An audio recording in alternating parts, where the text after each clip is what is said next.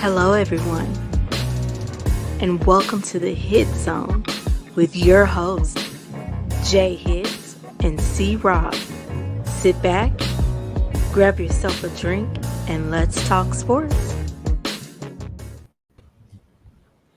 Hello, everyone. It's your boy, J Hits. And I'm C Rob.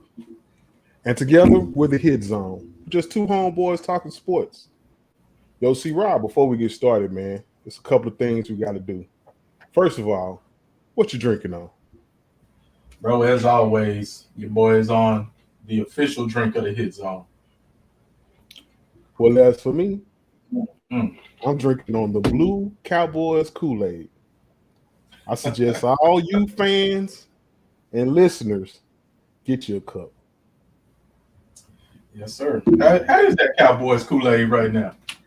Refreshing and delicious, I must say, my guy. Yes, sir, Hey, man. Well, Second off, man, before we get started, hey, we just want to say to the truckers out there, man, this show is dedicated for you, man. I know you're down, eating up those miles, so we hope that you can tune in, listen to us, and make your day go by a little faster, man. And always be safe, and we appreciate you. So, see, Rob, my guy, had a big weekend, man. That's big sports weekend as far as our teams are concerned with the Cowboys and the Longhorns. But first, we're gonna get into some Longhorns talk, man. So, with that being said, man, I'm gonna give you the flow for that right now. yeah, man. We hook 'em horns around here. That's our number one college football team. And this week they had West Virginia. Hey, the first I gotta say it was a bounce back from Texas Tech week. Texas Tech week, it was ugly loss. It was an ugly loss, a really embarrassing loss. But hey, man, we did what we supposed to do against West Virginia. Hits. We did what we supposed to do. It was all gas in the first half. But then we started tapping on the brakes in the second, man. But we got a 38-20 win. A win's a win. We take it. We appreciate it. But now, bro, it's hate week. It's hate week. You know what that is, dog. It's Red River Shootout. Not Red River Rivalry, Red River Shootout. So, hey, man, we hype as always. Unfortunately, and we say unfortunately around here, OU is coming in off a tough loss. An embarrassing loss for them. We like when OU come in here undefeated. We prefer that. But hey, they're limping in off of a 2-game losing streak, man. And I've seen this before. I've seen the Longhorns come limping in after getting blown out by TCU. And I think they were supposed to lose to Oklahoma by like 17 points and end up winning. And that was a highly rated Oklahoma team. So I think most Longhorn fans are taking this game very seriously. We're only 3-2, and we can't afford to look past our biggest rival. So hopefully, last week there was some stuff said about the team. They didn't know that they were so disrespected and all this. Hopefully they know this is not something you can't look past the Sooners. Let's go in here, let's handle business, and let's blow them the hell out.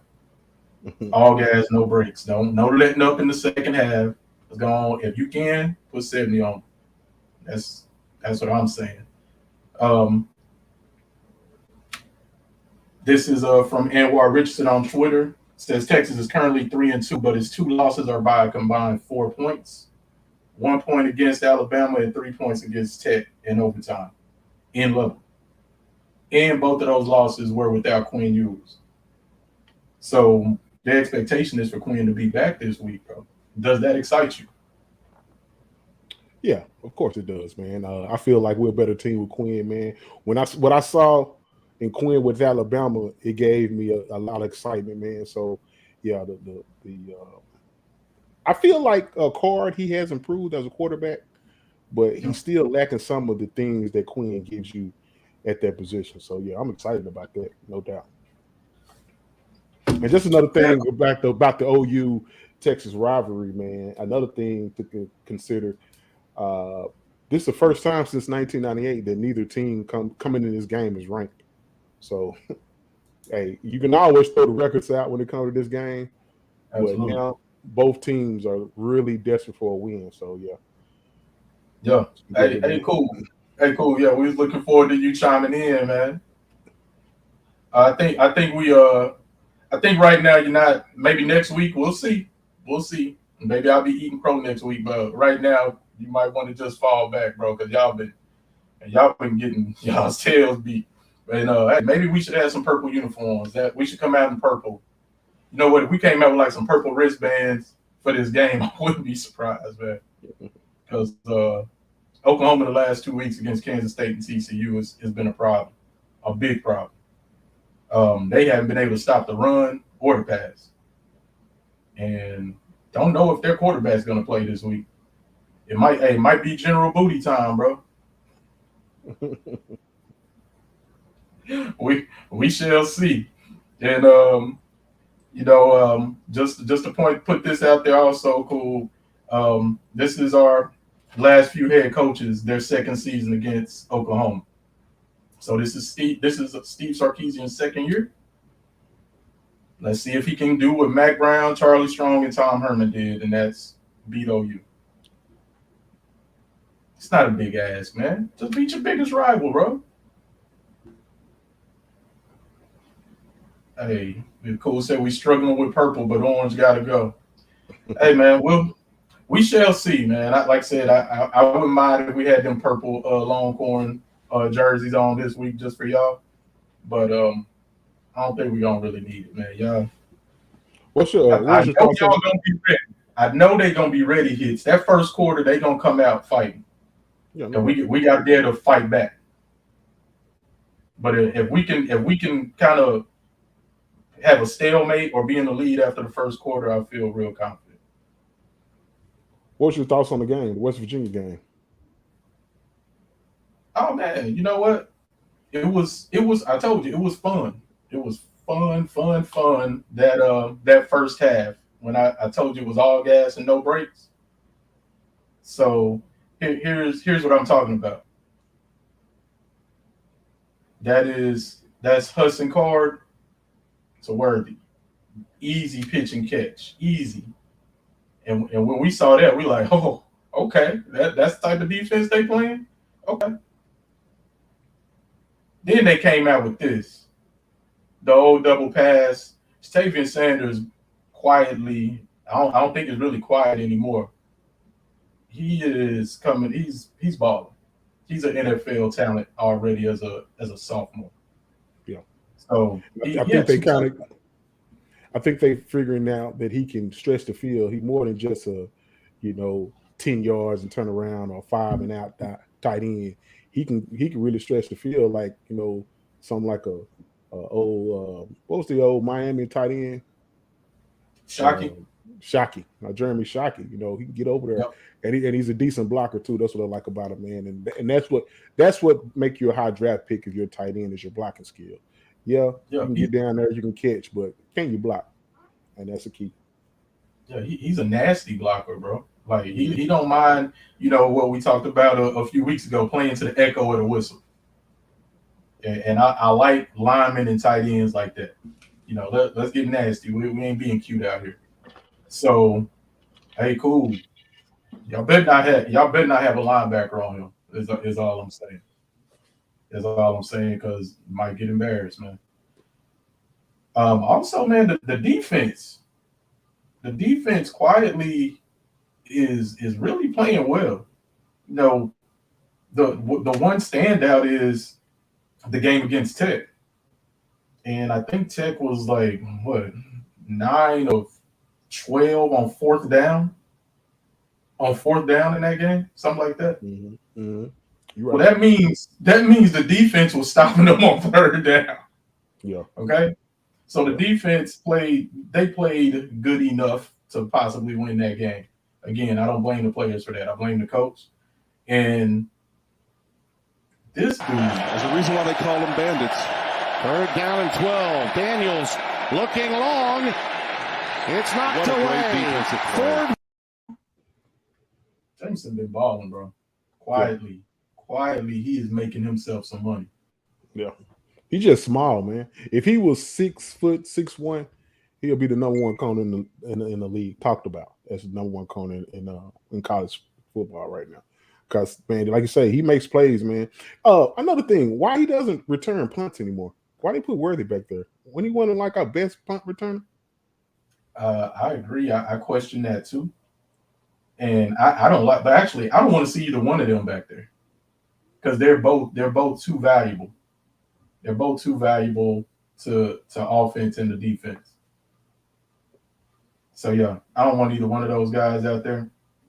But my man Cool was talking about whoever runs the ball the best is more likely to win, right? So let me see. I'm looking for something here. Yeah, there we go. Most missed tackles forced in the Big 12 this year. This is per Pro Football Focus. It says Texas has forced 66 missed tackles. Second place is Kansas with 38 and Oklahoma with 36. You know, there's one player that has forced more missed tackles than any other team in the Big 12, and that's Bijan Robinson.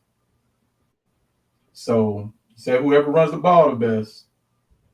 I mean, I'm not a betting man. I never bet on my own teams, but if I were, that's what my money would be on to be the leading rusher in this game. What you thinking is? Yeah, man, Bijan's special. He's that guy that's real shifty in the hole. He reminds you a lot of Reggie Bush. He's just bigger, even with that number 5 and he doing that little his shiftiness. It reminds you of Reggie. And then Roschon is turned himself into a running back, man. He hits up in the hole. Even last week, man, the turf monster tripped him because he was going to hit his head on the goalpost on that one run, man. So I like what I see with our running game, man. And I feel like our offensive line are better run blockers than they are pass blockers. So I feel like we're good, a good running team. Yeah. I like our chances if we're getting into a run the ball game. Yeah, man. What I also feel like in this game, I always feel like Texas and Oklahoma. History says they kind of hold back. They kind of hold back in first few games of the season, and they save something special for each other. Nah, man. Hey, man, y'all Oklahoma. Why would you be scared? Yeah, y'all OU. Yeah, I wouldn't be scared either. Hey, we're 3-2, bro. We got the same record. The thing about OU too. Oh, go ahead. But I feel like somebody's gonna get unleashed. And I don't know if it's Hall. I don't know if it's Sanders. I don't know if it's Keelan Robinson. But somebody's gonna get unleashed that hasn't been unleashed yet this season. I really feel that. And I wouldn't be surprised if it's one of those 3 guys. One of those guys you don't expect. Yeah. What were you about to say about Oklahoma? I feel like Oklahoma, ever since Bob Stoops came in, Bob Stoops, he was in the program for a long time. And then after Bob Stoops, here come Lincoln Riley. So they really didn't have a drop-off for Lincoln Riley. I feel like they finna go in that we need a coach. Where is our next coach coming from? Stage. Like what Texas has similar, what they've been going through is coaching. And I feel like Oklahoma is heading that way because with like I say, this is Oklahoma first time in a long time coming into the Red River shootout without being ranked. Long time, bro. This is the first time Texas, I think, has been favored in this game since I think like in the 90s. Since like 1999, 2000. Wait, okay. They was favored in 04, 05, bro. Okay, maybe once. Maybe once. There's never been many times that they've been favored coming to this game. And they're favored. Yeah. So man, it's been a wild roller coaster, bro. I got you. Hey man, just want to put out there,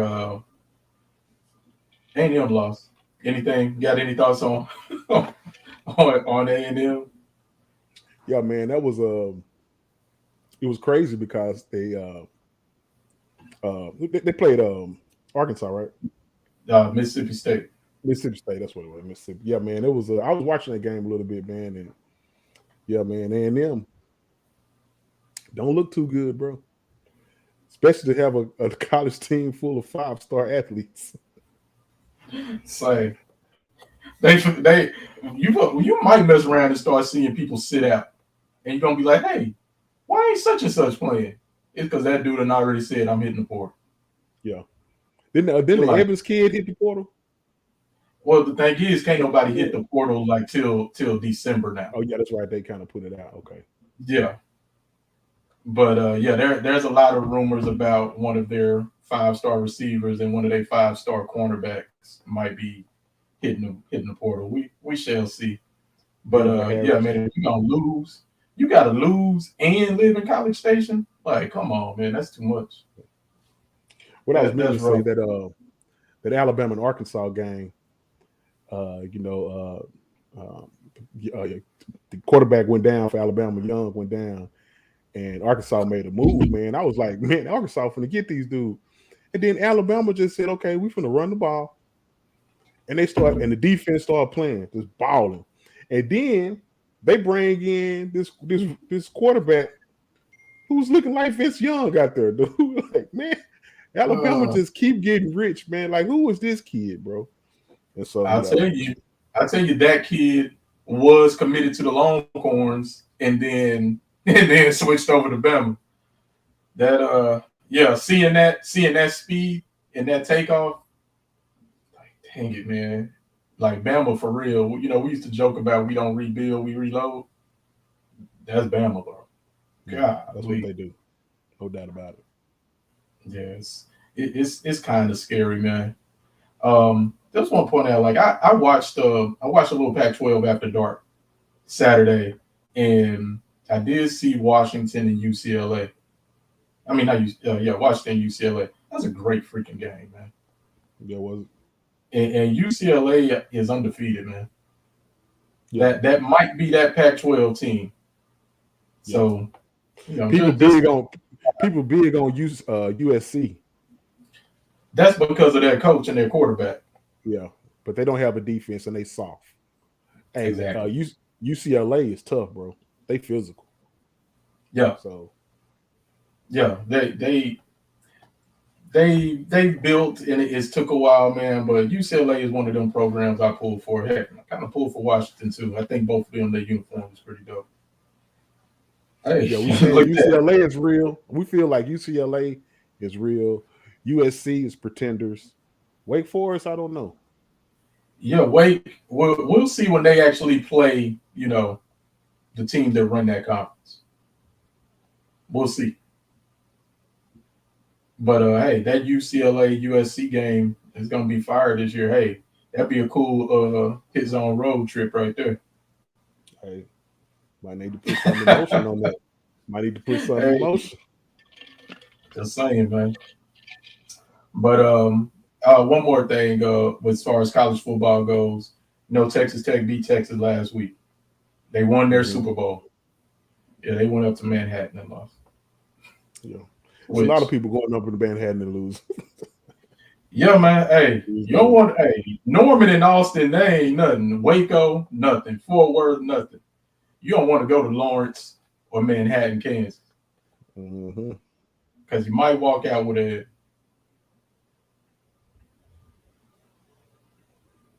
But so both Cali teams have dogs at quarterback. Hey, man, you know what? That UCLA quarterback is tough, bro. He tough. I like him. I like him a lot. The USC quarterback, he's Oklahoma transfer. It's like, all right, I'm built not to like that kid. Sorry, not sorry. But yeah, I really like watching UCLA play. I watched USC play, and it was as good as he is, and he is good. That game, their game is boring, bro. Yeah. I don't know if it's the uniforms or what. But I don't know. Maroon and gold, I guess, just don't play well on TV. More on that in a moment. But hey, man, that's enough college football talk. You know why we're here. You know why we're here, bro. Hold up. About some good fans back in the day. RFK was our palace. If you don't know, you need to ask about us. Think we're gonna lose? Well, I can't believe you doubt us. Had the whole crowd screaming out, "We want Dallas!"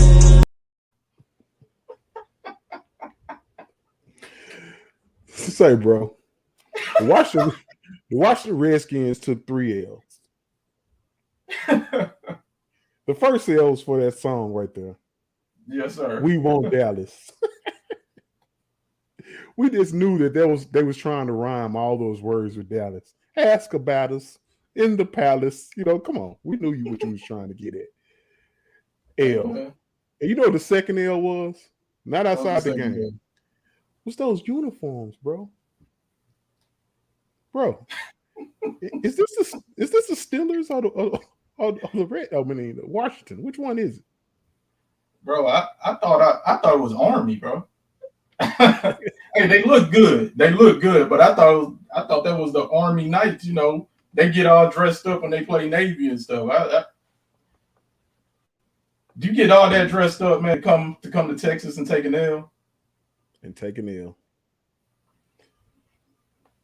So the Cowboys defeated Washington 25-10.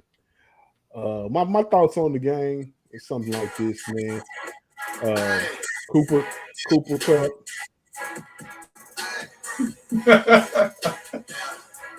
Okay. Yeah.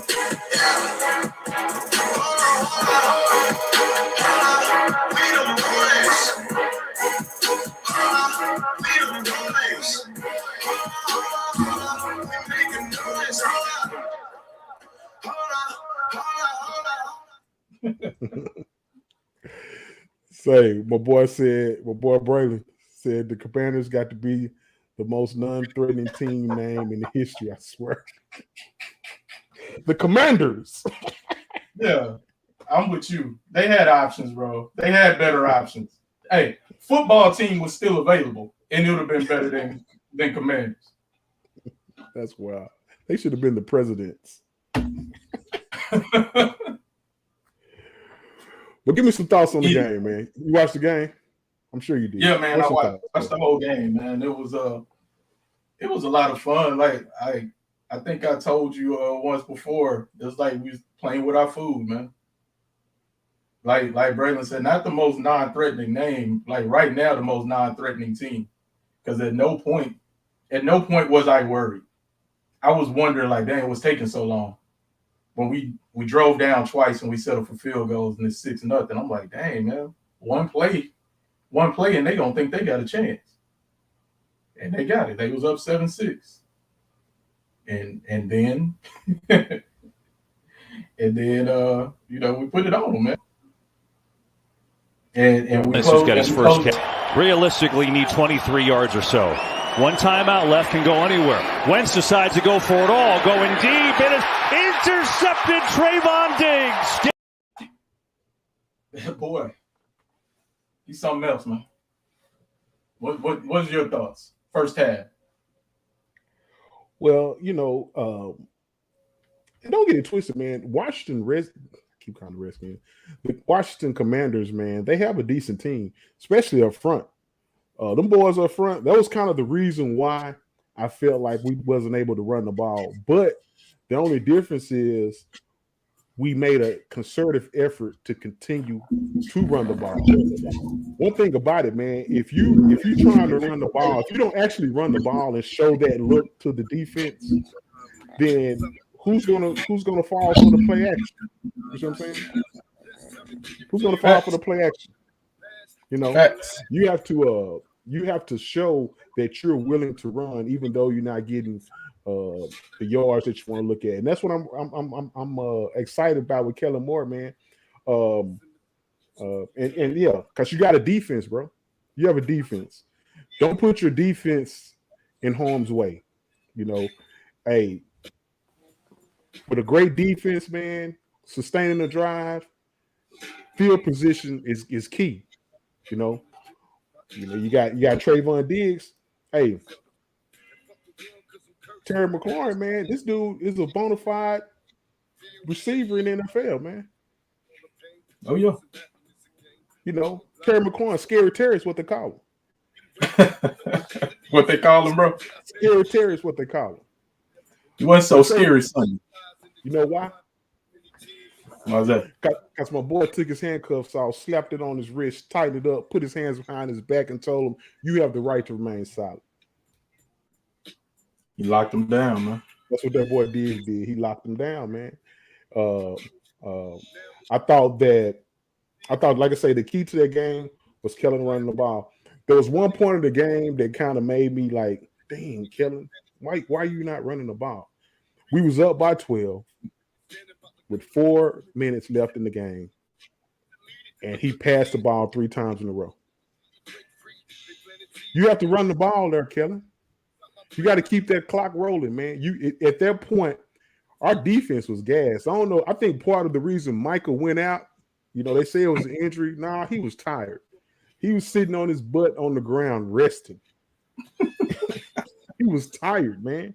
You can't. Our defense. We're the kind of defense that rush the passer. That takes a lot of energy. When you rushing the passer constantly. Now, I think we're deep at pass rush, but if you constantly rushing the passer, man, you have to give us the offense have to sustain drives. You can't just say, man, we finna go out here, throw the ball, stop the clock, and punt it. No, that ain't how it works, man. I think I feel you, and what you're saying makes sense. I feel like Kellen was just trying to put the game away. He was thinking, you know what, we be aggressive right here when they think we're gonna run. Be aggressive right here and chunk this mud deep and get a touchdown on them. That puts us away.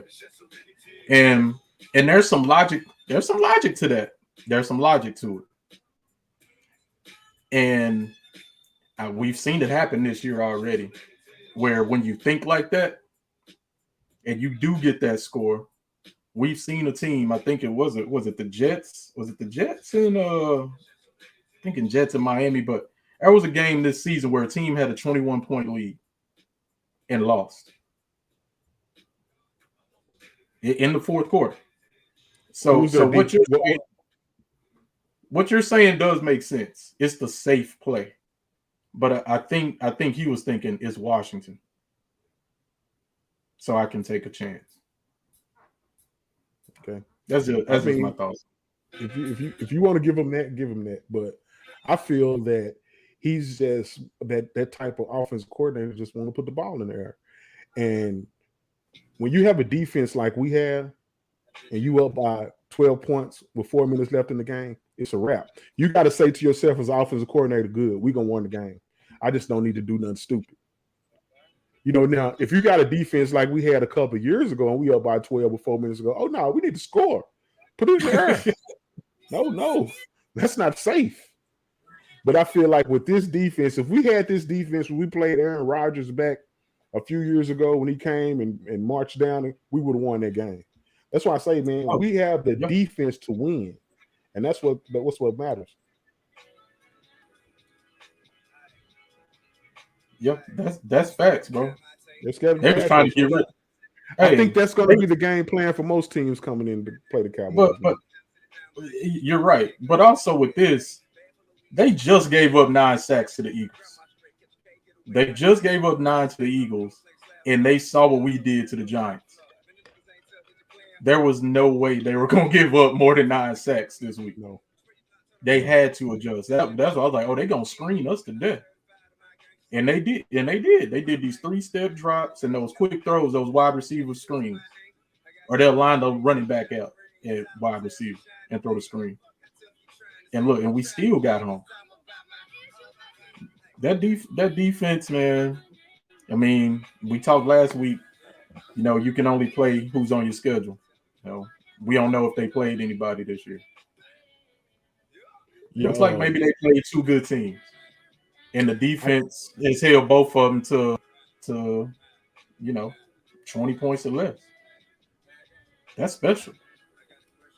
That's very special, man.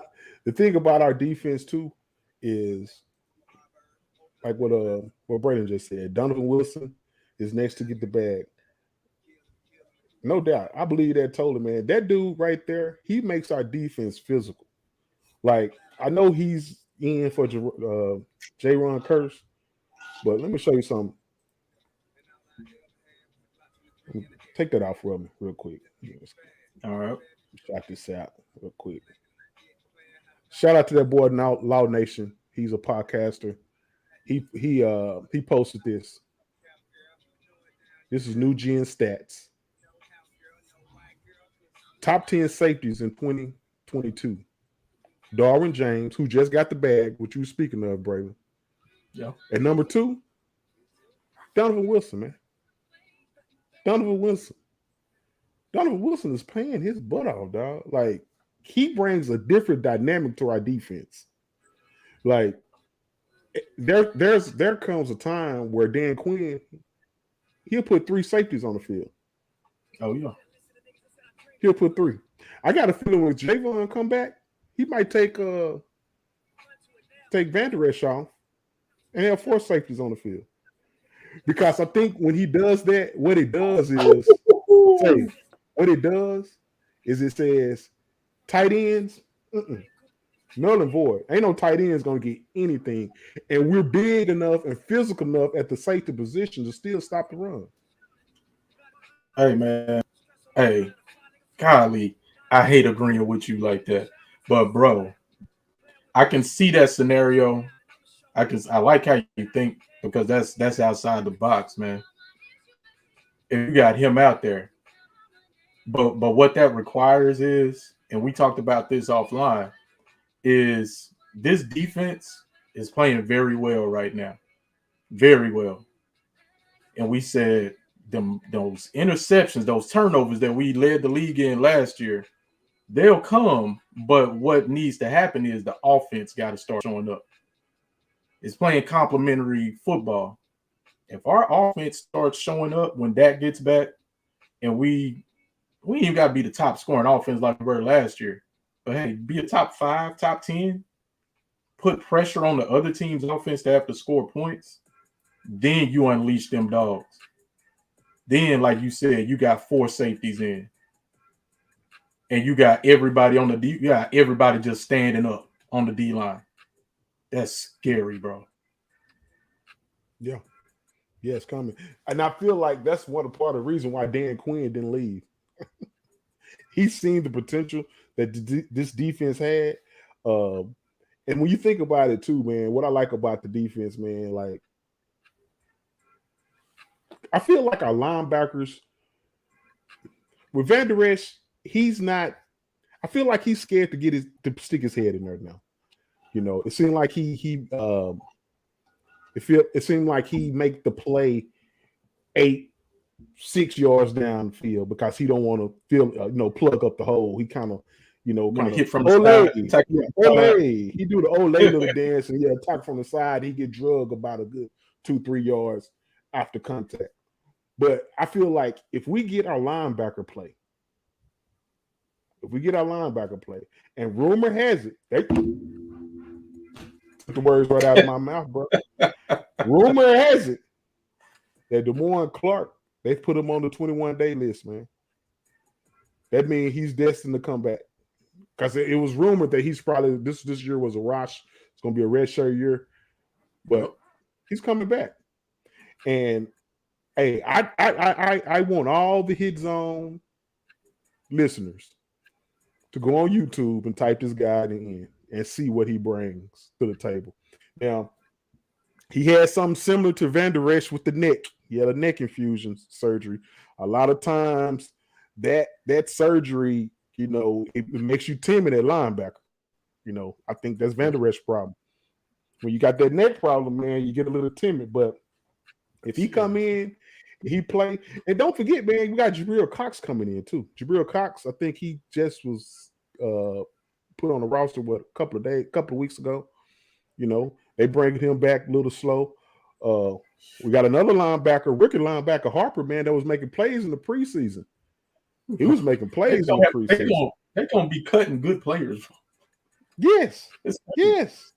Dude, what's the dude named Carlos Watkins? He's on our practice squad. This dude made plays in tackle last year. Yeah, he's on our practice squad. We got players, man. Dude. We got players all over the field on this defense, man. Look what Bland did. The rookie came in. All he's been doing is making plays since preseason. That's it. Bro, he got told 5 minutes before the game, hey, you going in. It played like 50-something plays, man. That's impressive, bro. Appreciate that, cool. Appreciate you, bro. Hey, take that down. This is just Micah saying what we saying, bro. And he say best in this league. If it gets to that potential that we talked about with your idea of playing four safeties, if it gets to that and this offense shows up, it could mess around and be an all-timer.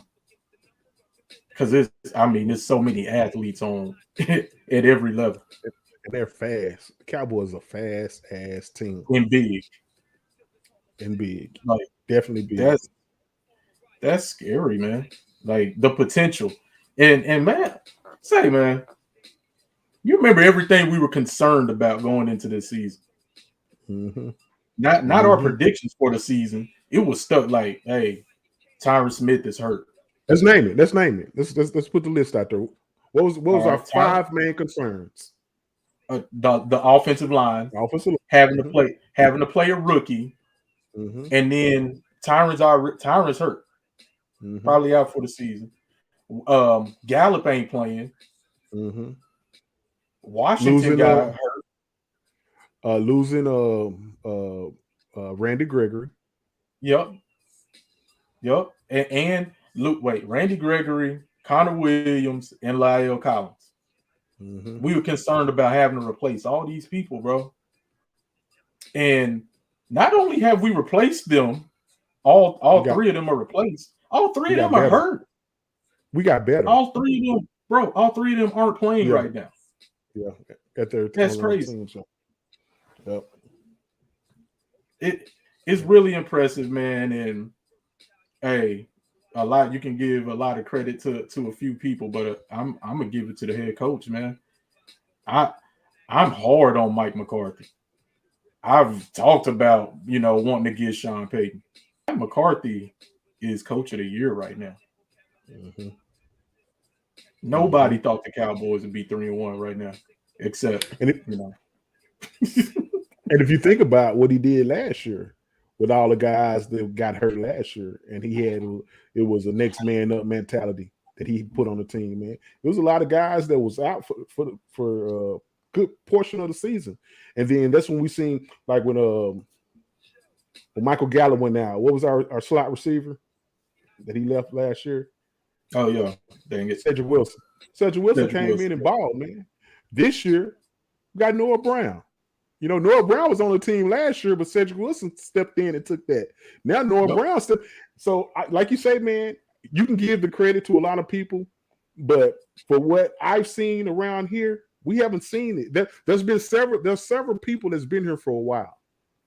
Yep. The only person that's new since this started happening was Mike McCarthy. Yep. That's it, man. So I give Mike McCarthy some credit with that, man. Hey, what you talked about this earlier.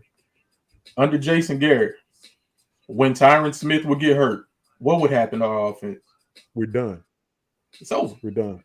Tony Romo gets hurt. We're done. Yeah, season's over. Dak get hurt. We're done. It was just one of those things.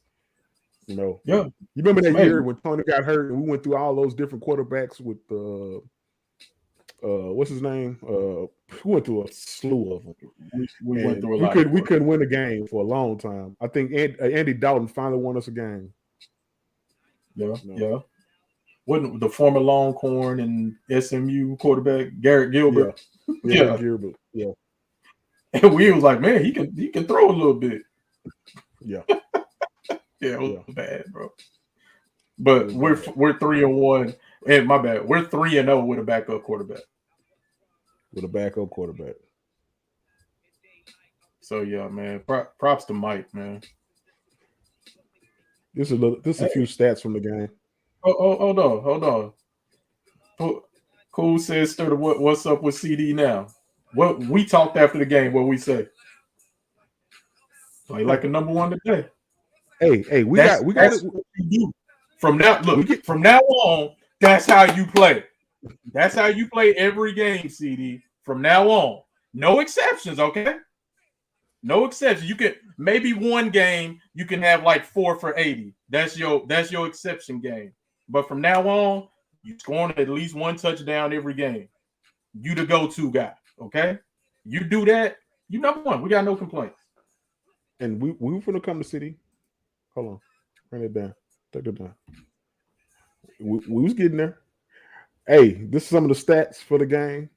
Ezekiel Elliott, he carried the ball 19 times for 49 yards, which was not a good average, but I like that Keller Moore stuck with it. Because usually if we was getting 2.6 yards a carry, he's gonna get away from the run. That's a wrap. I still hate that Tony Pollard has got 8 carries for 6 yards. I want him to get up into the 10s like he did last week. But like I say, don't get it twisted, man. Washington don't allow people to run on them. You know, they got Payne and Allen up there, man. Them dudes are beasts, man. Them Alabama boys don't play, bro. They beasts up there. Montez Sweat, man.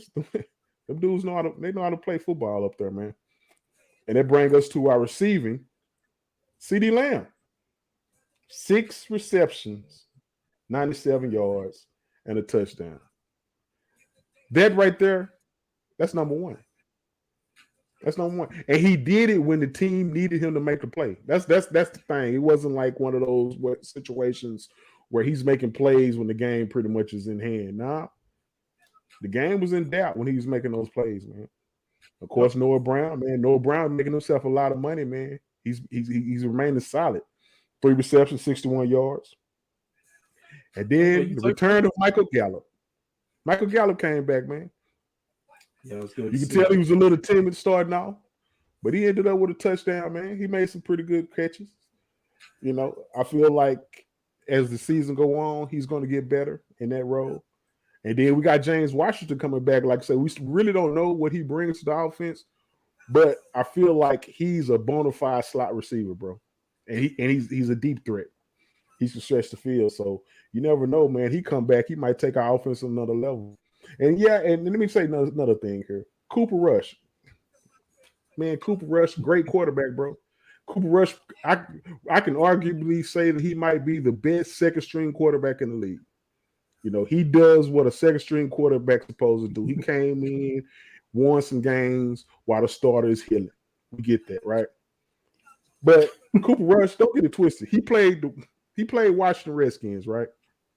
Yep. Hey, man, you know what Dak did to the Washington Redskins last year? In the first half? In the first half, he threw for over 300 yards, 4 touchdowns, and the score was like 42-7.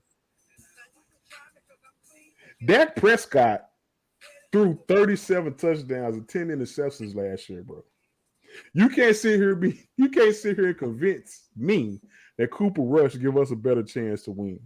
Now, if you sit here and say, "Hey, man, we're gonna go," Dak is out for the season. We're gonna go with Cooper Rush. I feel like Cooper Rush might do well, but it's gonna be some growing pains, man. With any quarterback, we're gonna go through that. You know, the more Cooper Rush play, the more he's gonna be on film. The more defensive coordinator is gonna make him play left-handed. You know, like with Dak. Dak been in the league 7 years, man. Dak have seen pretty much anything. I mean, any and everything. It's nothing Dak really haven't seen in 7 years of playing football in the league. So I feel like when Dak come back, it's going to make us even more potent. Dak had a bad first game, like a lot of other quarterbacks in the league did. Yeah, and I think it's good you brought up those stats from the Washington game last year, because we ran them off the field, and we do forget sometimes because it's all about what have you done for me lately, right? So last time we saw Dak, it was the worst game he probably had as a professional, and so that's what everybody's remembering, and then. And then you see the thing's cool, but then you see Cooper Rush, he won 3 games in a row, but that's being lazy, man. You gotta look beyond. Okay, yeah, we did win, but you gotta think if Dak plays these games, we also win them, and a couple of them probably aren't even that close. I think we blow out New York and Washington, and we probably beat the Bengals by 10 if last year Dak played that version of that. Because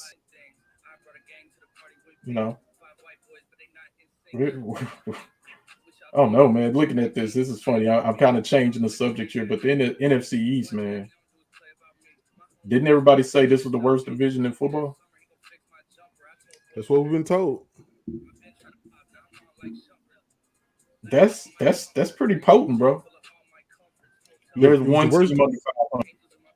And it was the worst division in football last year, even though we had 2 playoff teams. If the playoffs started now, we would have 3 playoff teams. You know that? Yep. And hey, I don't expect New York to stay that hot, but I hope they do. Hey, that's more fun. And I think we still got their number. Like if they just beating folks because Saquon's getting 200 yards rushing every game, I don't have a problem with that because they can't beat us. Philadelphia just weren't gonna cool off. Man, did you watch that game last week with Philadelphia? With them, no, the Jags? Them against Jacksonville. Jags jumped on to 14-0, bro. Yeah, Jags gave Philadelphia all they want. And don't get it twisted. I believe like the Jags have improved as a team. They got a pretty good defense. But man, they was taking it to Philadelphia. They was taking it to Philadelphia, man. They got a good coach, bro. Yeah. They got the Eagles championship coach.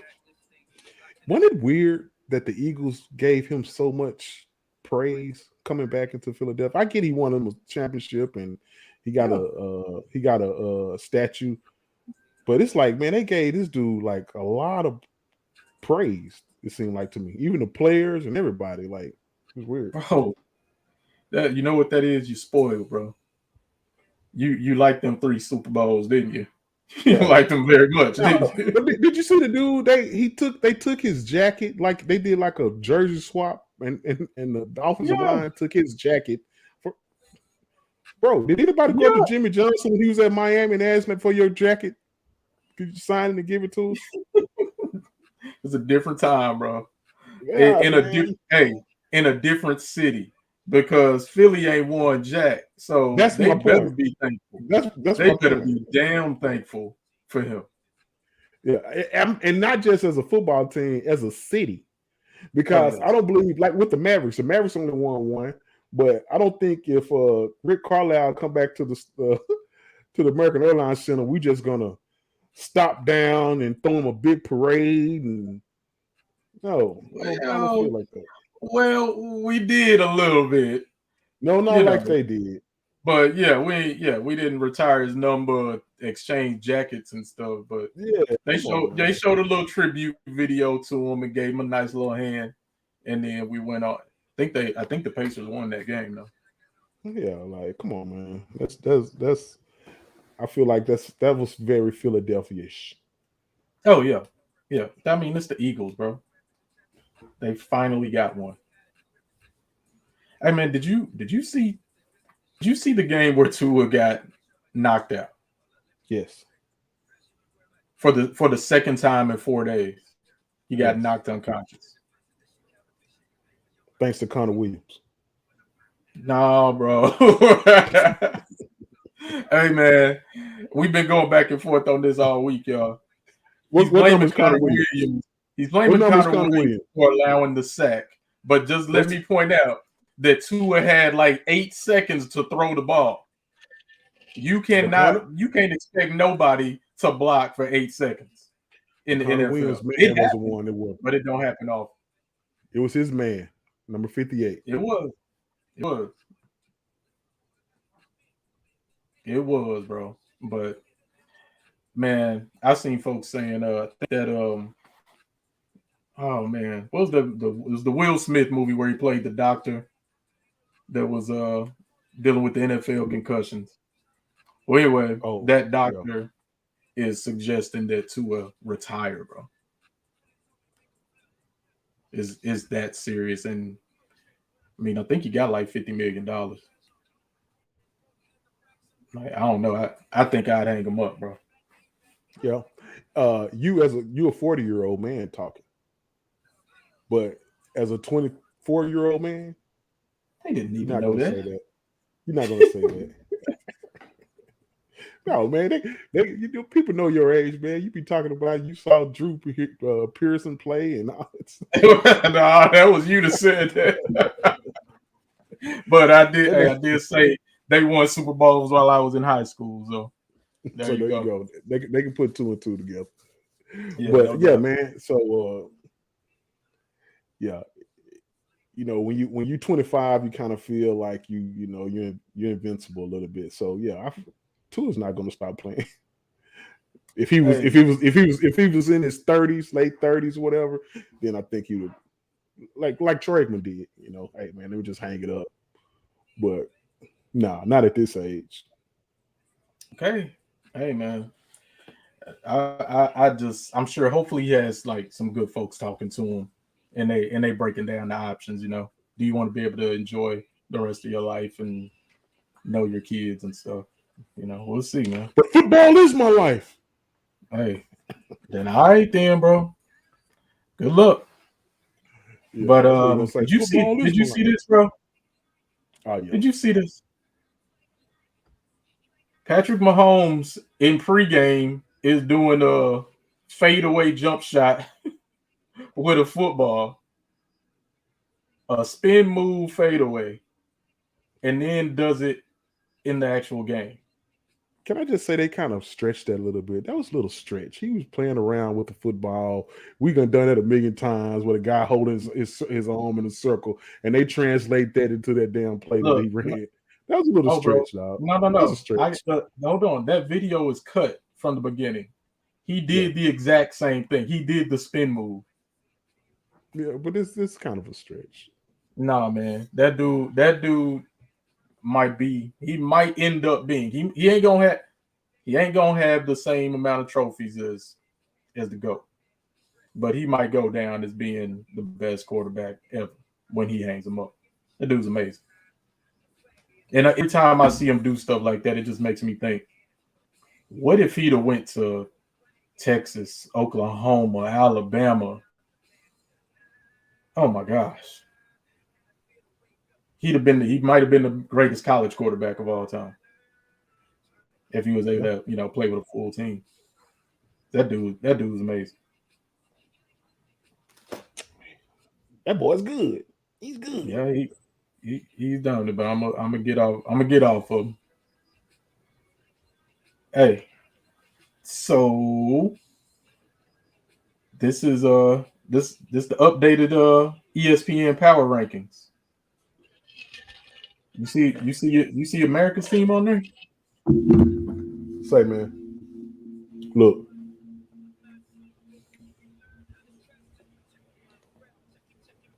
I'm drinking the Kool-Aid. They need to get him a glass of this. Because how you gonna have a ranking and the Cowboys are playing with their backup quarterback and we're 3-1 and we're not on the proper ranking? Come on now. How about this? How about the Cincinnati Bengals are a team we beat? Throw the whole list away.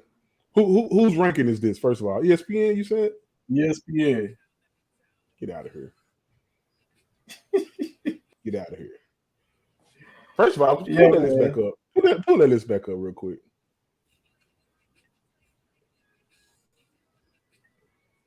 So the only team in the whole NFL without a loss is number 3. Okay. Yeah. And guess what, Hits? We play number 6. We play the LA Rams. Yeah. This week. This week. And Cool says Rams can't block us. Contain Cup. And always stop the run. Boys win. That's the key. If we can stop the run, we will win. We have to stop the run. I remember when we played the Rams, and was that the playoff game when we couldn't stop their run? Yep. Like both backs had over 100 yards on us. Yeah. We got to stop their run, bro. If we stop their run and get Matthew Stafford in a passing game, I like our chances. Man, this team really need Odell Beckham. Yep. They gave Coop this last week. The dude had 14 targets, man. 14. Like, he leads the league in targets by far. And that's Matthew Stafford, man. I feel like Matthew Stafford is the one that made him MVP last year. You know, the quarterbacks can fall in love with receivers and feed receivers and patent their stats to make them, you know, the greatest player of all times. You know, it's like Tony Romo and Jason Witten. I feel like Jason Witten is a Hall of Famer because of Tony Romo fed him the ball all the time. Dalton Schultz is getting franchise tagged and demanding top tight end money because Dak dumped it off to him all the time. That was his main dump off was to Dalton Schultz. Hey, you talking about somebody that missed Dak right now? Exactly. Because he costing him money. He costing him money every week, bro. Speaking of which, Dalton Schultz should have his position too.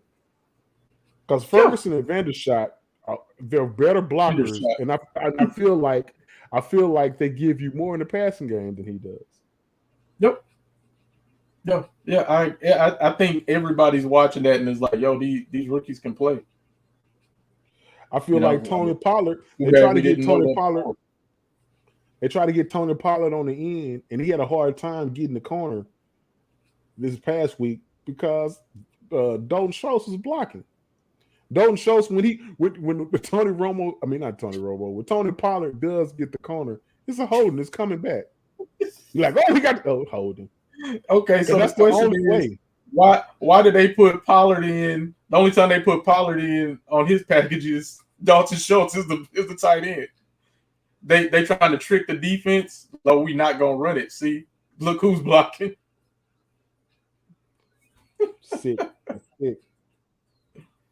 But yeah, man, I agree with Cool, man. I think it come down to, like you said, stopping Cup, almost impossible. But if you can just contain them, really it's stopping the other guys.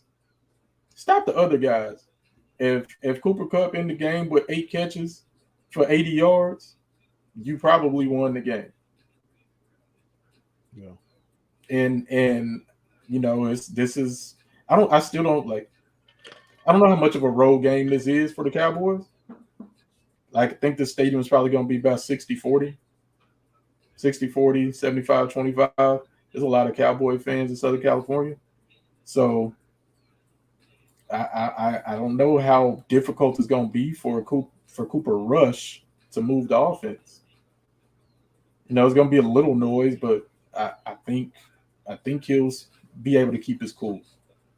And if we can play a clean game, you know, no turnovers, few penalties, I could see a 23-16 or 20-13 win. So that means that the Cowboys, for the 5th straight week, going to hold their opponents under 20. That's saying something, man. Hey, have you seen the Rams offense though this year? They're struggling. Yeah, it's not good.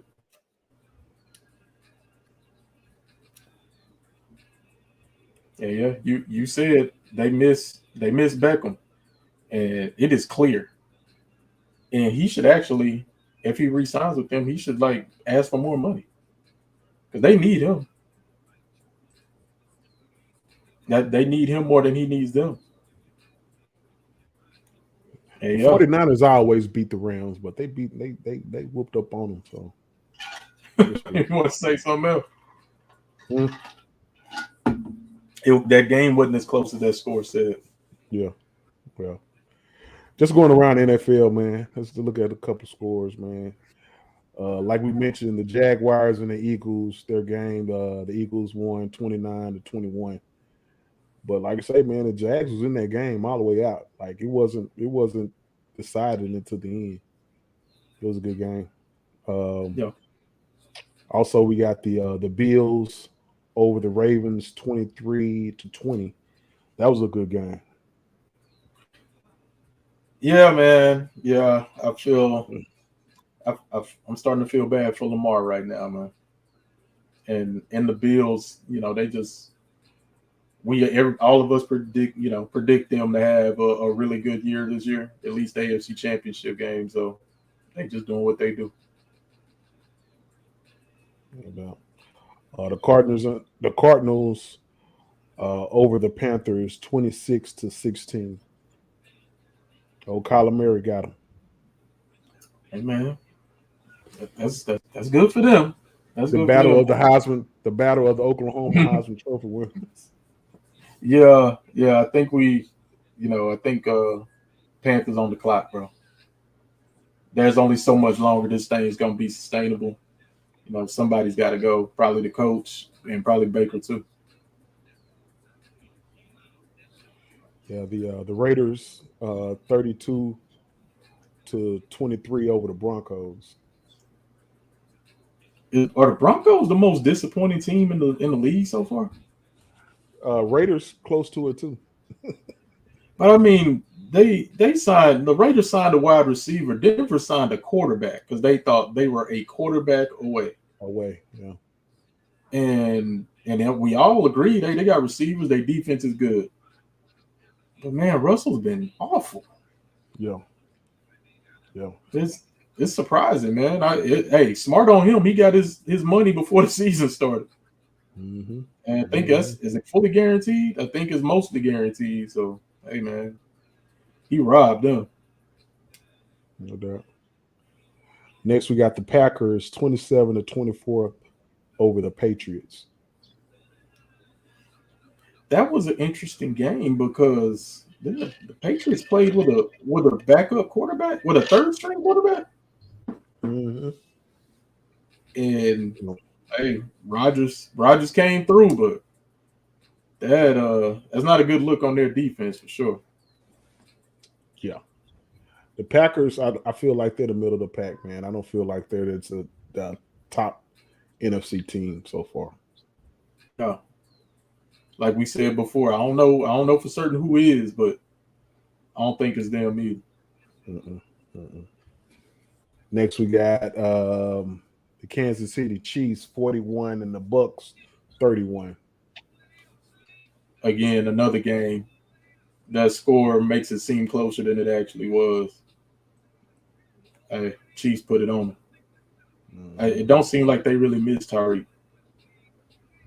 It don't seem like Tyreek missed them yet either. But that offense still look potent. Then we had the Bengals over the Dolphins 27-15. Hey, man, the Bengals making a little run. Yeah, but Thursday night games, it's hard to know if what you're seeing is real because the home team is going to probably always win. Next, we got the Vikings over the Saints 28-25. Is the Saints the most disappointing team in the NFL?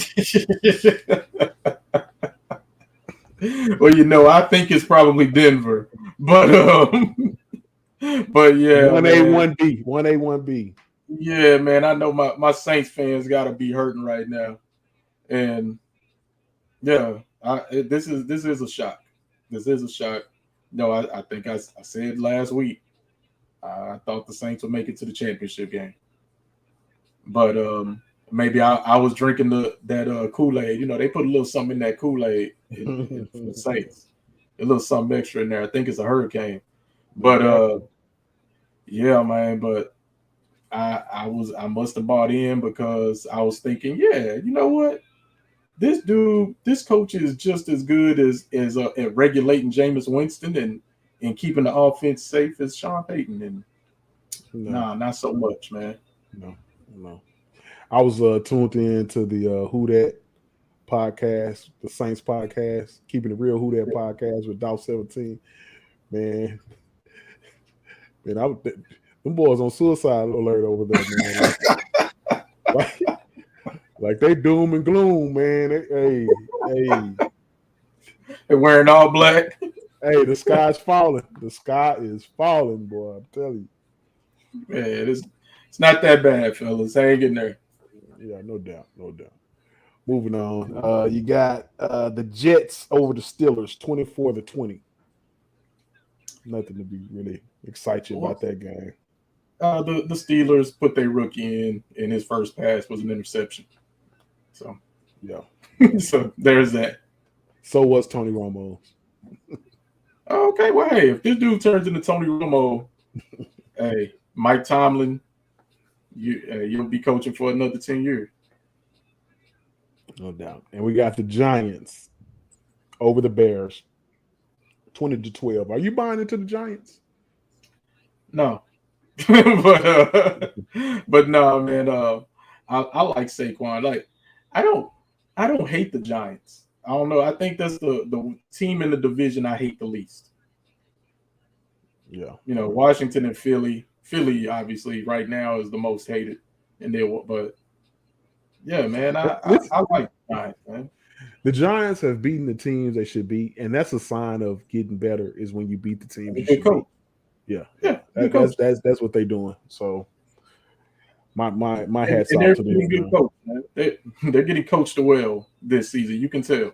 Yeah, I like their coach. They got a great coach, man. They did well with that hire, I believe.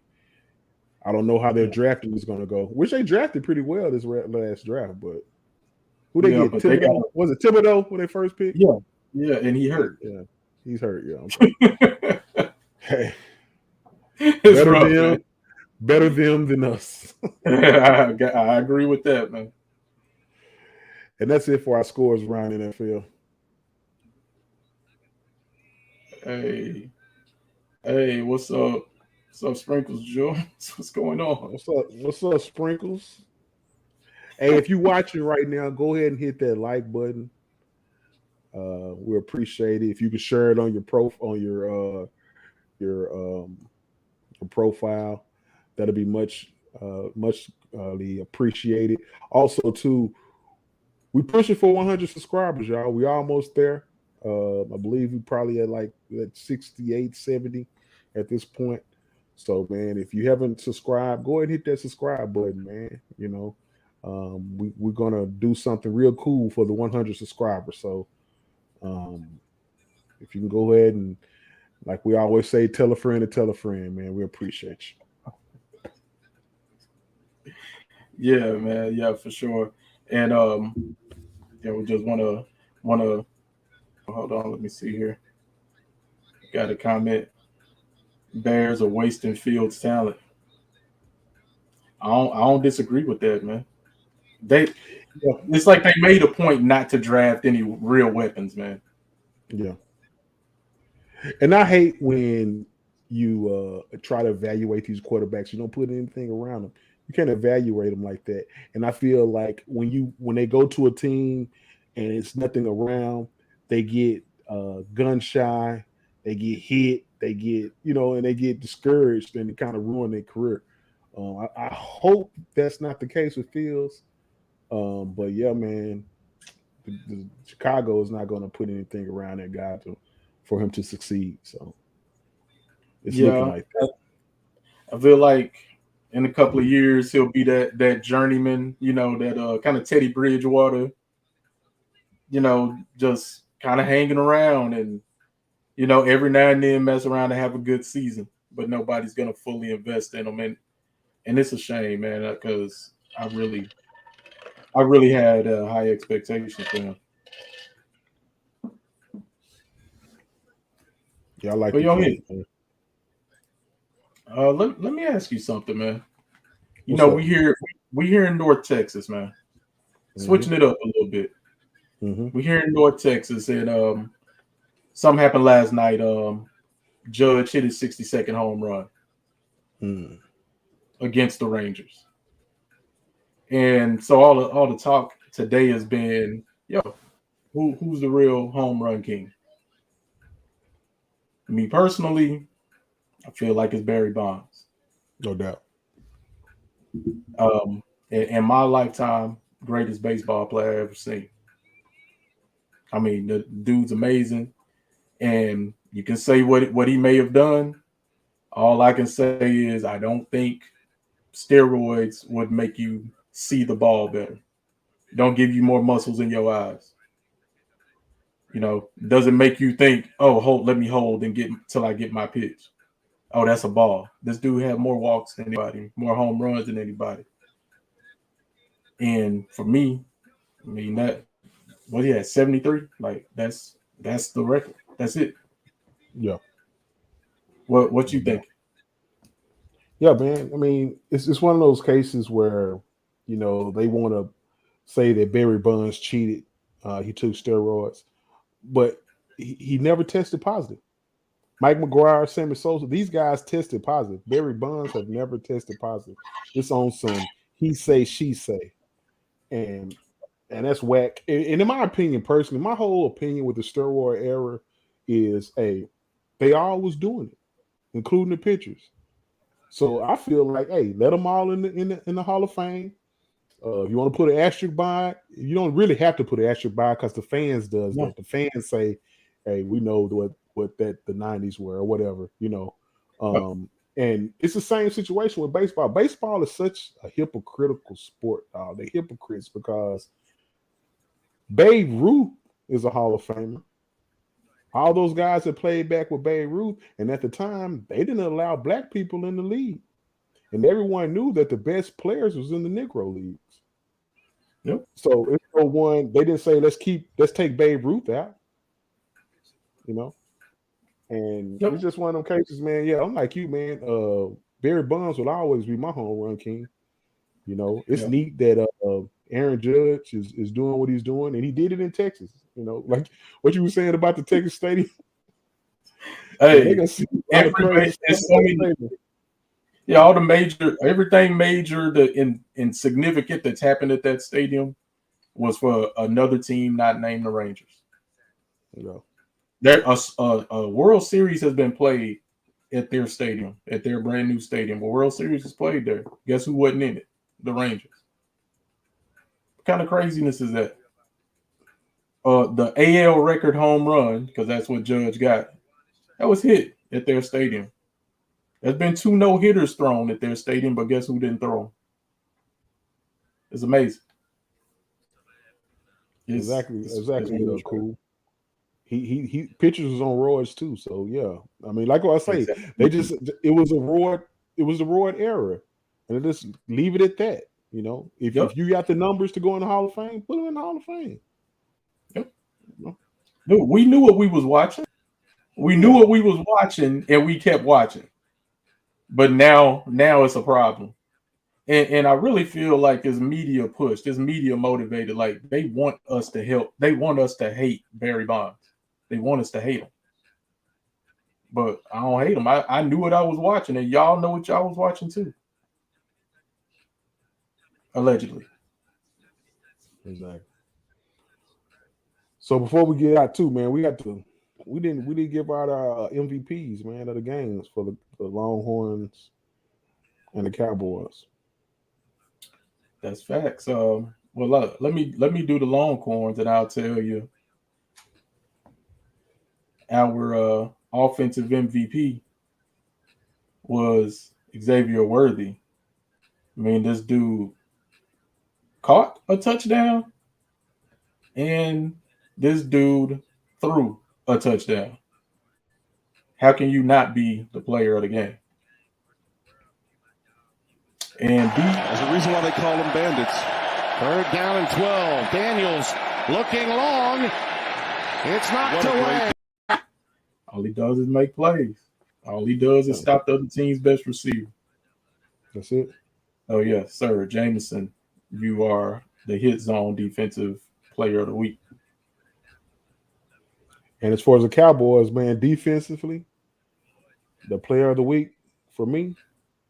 And for This has got his first catch. Realistically, you need 23 yards or so. One timeout left, can go anywhere. Wentz decides to go for it all, going deep, and it's intercepted. Trayvon Diggs. Guess who? Diggs, man. He shut down their top receiver. He shut down Jamar Chase. And if you think about it, Diggs has been the closer for the past 3 weeks, man. Yep. He shut down the game for the past 3 weeks. So, yeah, man. So my defensive MVP is Diggs, and offensive. Yes, sir. Your CeeDee number one Lamb. receiver. Number one receiver, CeeDee Lamb. We gave him a hard time, man. You know, we really slapped him up a little bit, but hey, man, ever since that drop, he's been making plays. And so that's all we can ask for. Our number one receivers continue making plays. Consistency is what we ask for. Like I said before, man, I it's no doubt in my mind he has the talent to be a number one receiver. It's just about his consistency. If he remain consistent, then it's if CeeDee Lamb can remain consistent. The ceiling is the roof. You know, we got to put the joint in. We got to throw it in every show, man. We got to throw it in. That's it, man. Be consistent. So, the hit zone offensive player of the week is CeeDee Lamb for me. Yes, sir. Yes, sir. Hey, nothing more needs to be said about that. You know, I don't think did we get your score?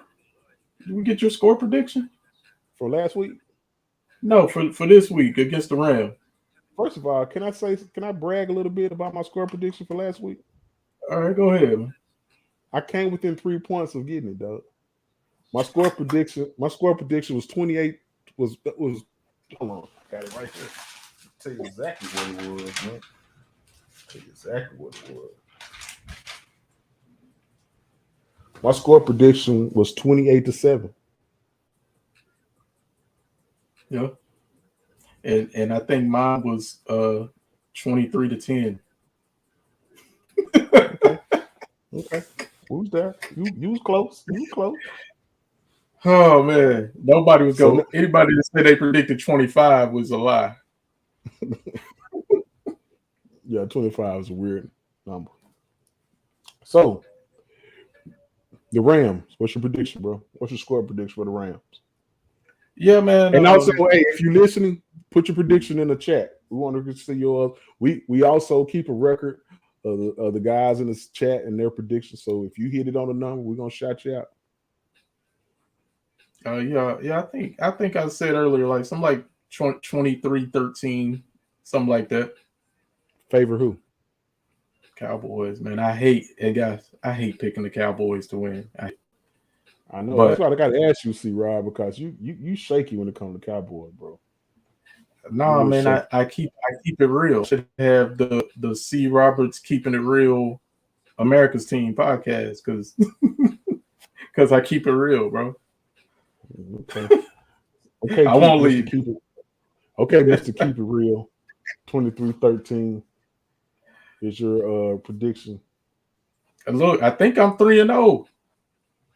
My bad. I think I'm 4-0. Doing what? Predict the Cowboys? Picking the Cowboys to win or lose. No, I think you had them getting blown out against Cincinnati.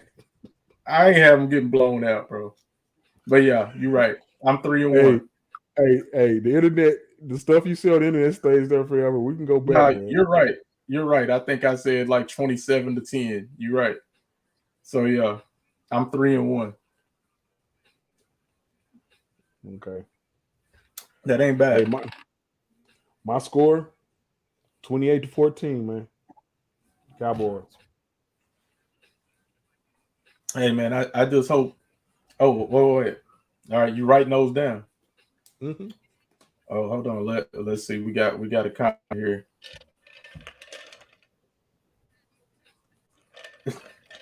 You 50 sometimes. No, man. Facts though. I'm 3-1. Yeah. I predicted them to lose against Tampa and to lose against the Bengals, but I predicted them to win these last two. So yeah, I'm 3-1, bro. I'm with you, Mike Jones. See, Rob be straddling that fence, man. You a fence straddler, man. No, hey, I keep it a buck on my team. I love my team too much to lie about it. But let me ask you this: your Red River shootout. What do you got? My Red River shootout prediction. I got the Longhorns. Hey, This on this forever. Hey, I got the Longhorns 42-28. Oh, shit. Hey, look, I'm really nervous. I'm really nervous about this prediction because if we ever get famous or something, people gonna pull this up if I'm completely wrong about it. But I think it's gonna be a freaking blowout, bro. I'm thinking like 62-23. 62-20. Hold on, 62 to what? 23. 62? Man, you're a Longhorn homer. You're a Longhorn homer. Hey, I've been thinking long and hard about this. I've been studying both of these teams all season, bro. All season. Pull that down for a second. Pull that down. So no, okay, you gonna pull that. Hold on. Okay. I'm talking about the Longhorns right now. Hold on. I've been studying these two teams all season. All right. I know their strengths and know their weaknesses. And I don't want to put too much on the quarterback position. I don't. Especially a kid that's only played barely a half of college football. But I think if Quinn Ewers plays and stays in for the whole game, I think we blow him out, bro. Okay. I got you down. Can't retreat now. I know. Now if we come, hold on, bro. Hold on. We got to get here. I'm doing the commentary, bro. I'm doing the commentary. Hurry up, because I got to get to this. If we come in here and it's the other way around, bro, I don't know what I'd do, man. I'd be really embarrassed. And I've come into offices before, and I know, man, that this weekend you got your people at your office that's Oklahoma fans and Longhorn fans, and we go at it all week. And bro, I've come into some offices on Monday and my desk is all Oklahoma stuff and people coming by laughing and stuff, man. Like this is a really big week for me as a Longhorn fan, man. So I'm really excited about it. And man, I just feel like Quinn is the truth, man. I really do. Hook. So Mike Jones asked, "So you a real Cowboy fan?" All right, so don't ever, hey, y'all, don't ever interrupt me when I'm doing that real, when I do that deep voice commentary. You got to let me have it, all right? Hey man, Lewis, he laughing to see Rob 62. Rich Berry, Mike Jones, I'm with you about C Rob. Okay. They on you, see. So hey, cool guy. Okay, we got you down. Cool. 45-17. Who? Sooners? Okay. Exactly. I just want to say who's playing quarterback. That's all I'm asking. 45-37. Cool. Sooners. Mike Jones. He got what Mike Jones got? 20-13 Cowboys. Okay. Okay. And we got Lewis Gaines. He has 38-17 Hooker. Okay. Got you down. Like Hey. Chris Arnold say, I got you down. Hey. Hey, we just want to win, man. That's all it's about. You know what I'm saying? Get the dub. Now, would it be nice? Would it be nice to embarrass your biggest rival? Yes. And I purposely keep saying our biggest rival just to mess with it. I know I got people that watch this. There's Red Raider fans and A&M. So yeah, we playing our biggest rival this week, y'all. Calm down. I got a bold statement to make. What's your bold statement? I feel that Oklahoma is going to be less of an opponent for us than K-State, Kansas, and TCU. Hey man, and I put Oklahoma State in there. I feel like Oklahoma State is a bit tough opponent. Yeah. So I said we put 62 on them because I agree with what you're saying. What you're saying is they might be the worst team in the conference. That's basically what you just said. So yeah, I think that's a possibility, especially if there's a serious issue with their quarterback.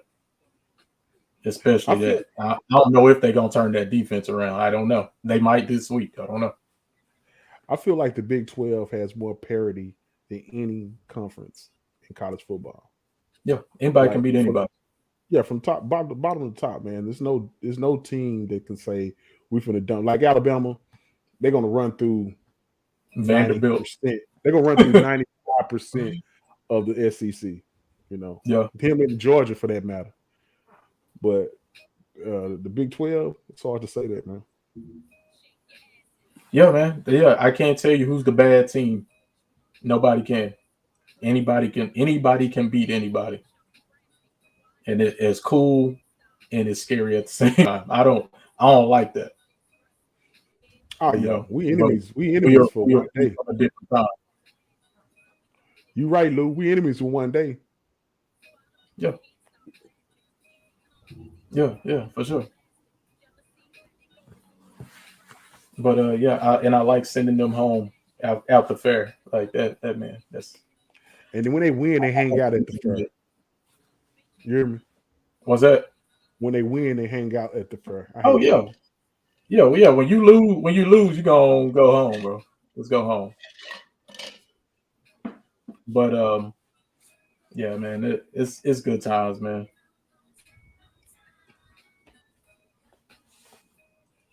Go ahead, bro. He's the truth. Yeah. Yeah, man. Hey, the quarterback play in this conference it's been unexpected for everybody to be as good as they are. And I'll give credit to that, even that Tech quarterback. I wasn't expecting that from him. So yeah, I think he's nice. Kansas quarterback, he's nice. But I think everybody is solid at the position. And it might be a couple of guys in the league.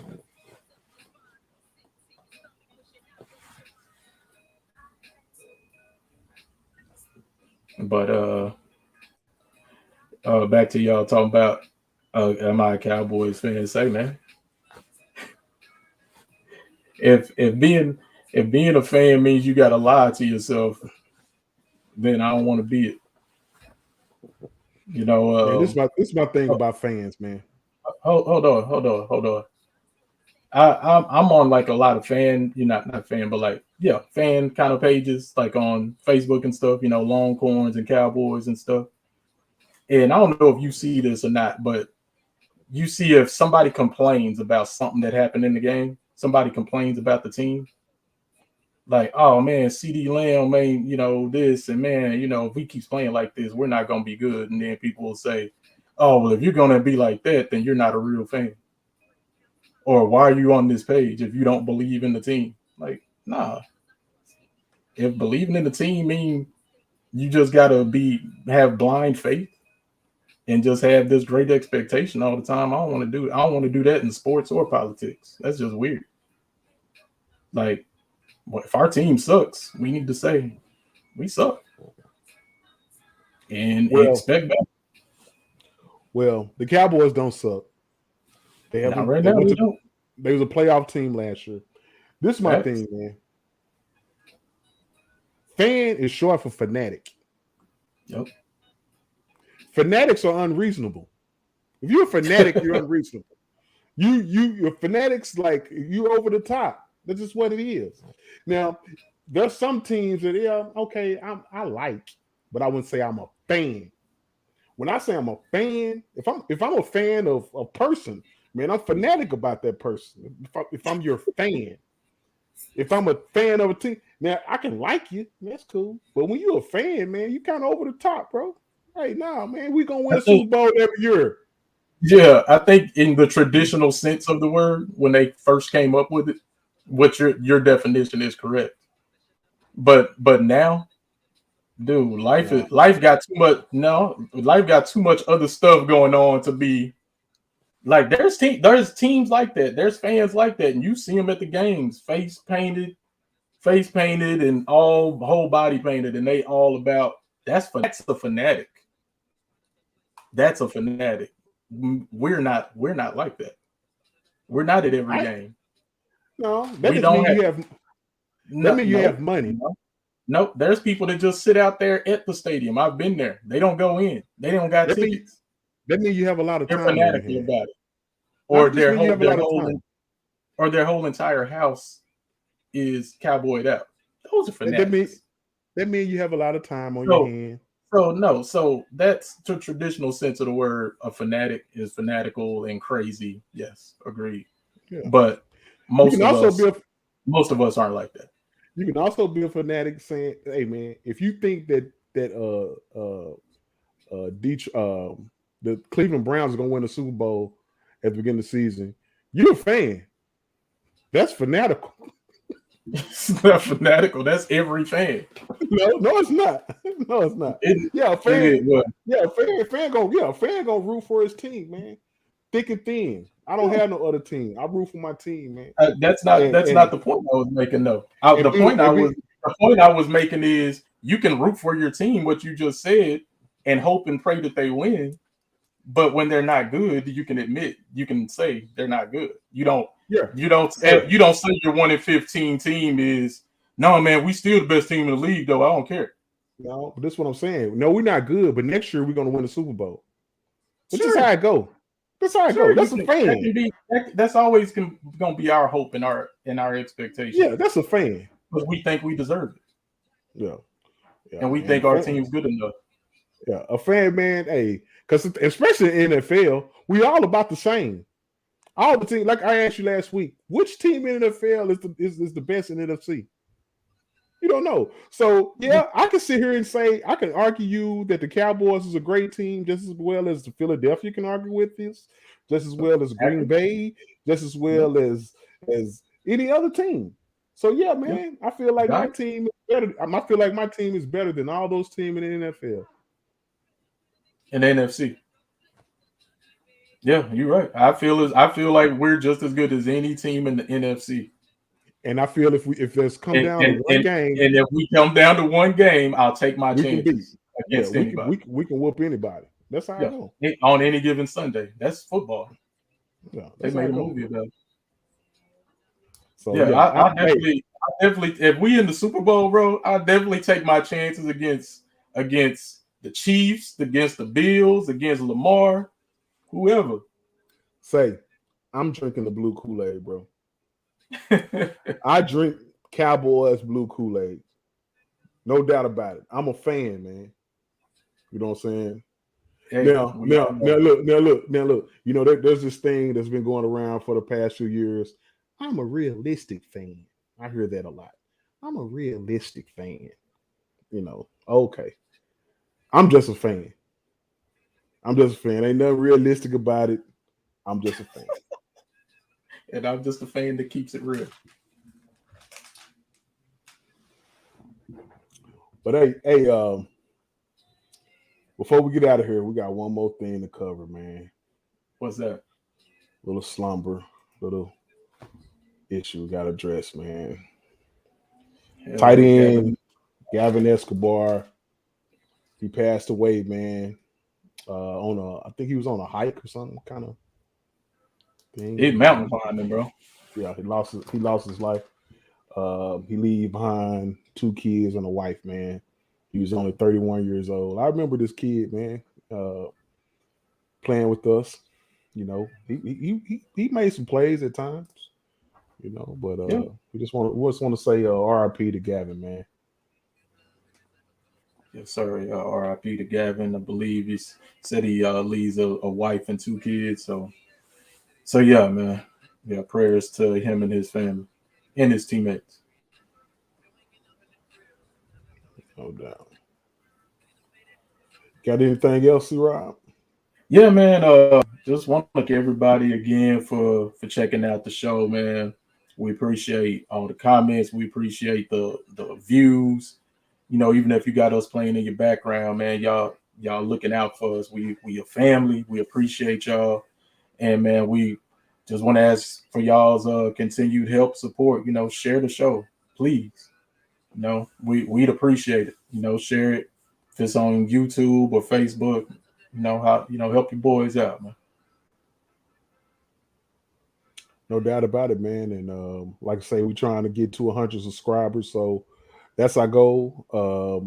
We got something in mind to do some little special for that 100 subscribers. So if you can, if you're listening now, if you haven't actually became a subscriber yet, go ahead and hit that subscribe button, man. We appreciate us trying to grow a show. Also hit the like button. Hit the like, punch the heart. We appreciate it. All right, man. Well, hey, man, another great show, man. Another great show. It's nothing like a Cowboy and a Longhorn victory, man. I feel like the whole week goes by better. People let you over in traffic. You know, it's not many horns blow at you when the Cowboys win, man. Yeah, man. Facts. Like I feel like it's a Friday night. Like the week's almost over. No doubt. Yeah, man, for life, man. And with that being said, man, I'm your boy, Jay Hits. Yeah, man, and this is C-Rob, man. Hey, reminding you to always be stronger than your strongest critic. We out. Peace. Okay.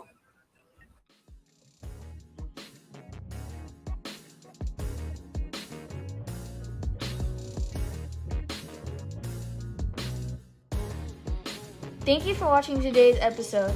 Please like, share, subscribe, and hit the bell. We'll see you next time on the Hit Zone.